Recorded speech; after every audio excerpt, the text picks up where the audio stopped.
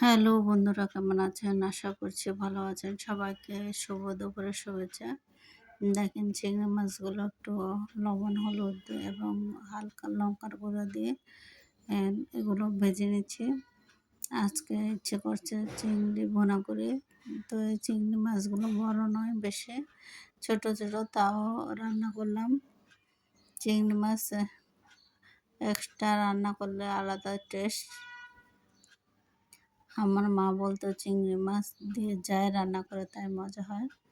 তো আজকে পেঁয়াজ দিয়ে রান্না করছি।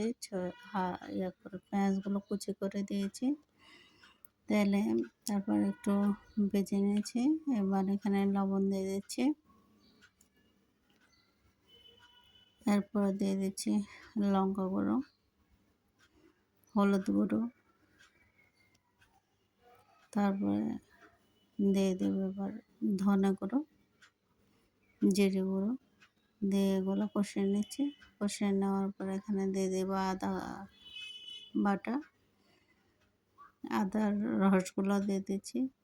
তারপর একটু করে আদা দিয়ে দিচ্ছি, দিয়ে এগুলো ভালোভাবে কষিয়ে নেব।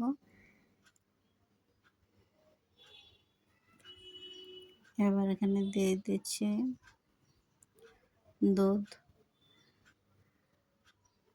দুধ দিয়ে ভালোভাবে, এখানে কোনো পানি ইউজ করিনি, দুধ দিয়েছি। দুধগুলো ফুটে উঠলে এবার চিংড়ি ভাজাগুলো দিয়ে দিলাম। তারপর এখানে বাদাম বাটা দিয়ে দিচ্ছি। বাদাম বাটাটা আগে দেওয়া উচিত ছিল, ভুলে গিয়েছিলাম, তো পরে দিয়েছি। এবার হয়ে গেল